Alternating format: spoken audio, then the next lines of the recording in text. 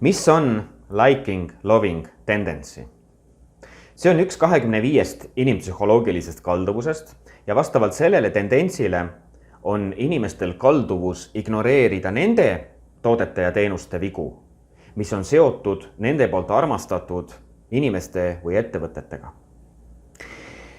Teate, kui teil on võimalik luua selline olukord, kus teie tarbija teid armastab, isiklikult tunneb, usub teie missiooni, siis isegi kui te toodate mõne teenuse või toote, millel on vead, siis tõenäosus, et teie tarbija neid vigu ignoreerib, on ülimalt suur siis, kui tarbija tõepoolest, kui te meeldite tarbijale.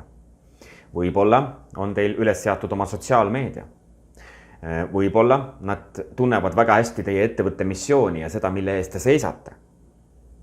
Nii et vastavalt sellele inimpsühholoogilise kalduvusele ignoreerivad teie tarbijad teie teenuste ja toodete vigu siis, kui nad tõepoolest teid armastavad.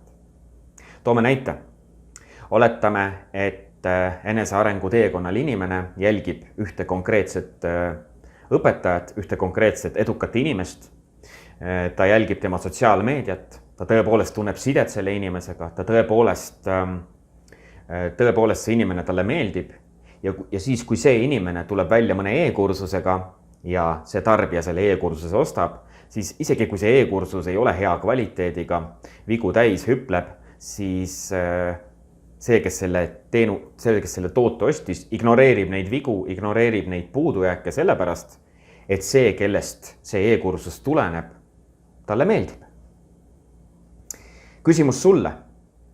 Kas sina kasutad oma turunduskampaaniates, oma turundusstrateegiates inimpsühholoogilisi kalduvusi?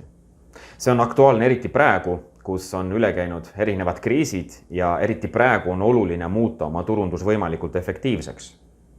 Kui sa oma turunduses inimpsühholoogilisi kalduvusi ei kasuta, siis kutsun sind online konsultatsioonile, kus me saame üle vaadata, kuidas sina saaksid sobitada oma turundusstrateegiatesse inimpsühholoogilised kalduvused.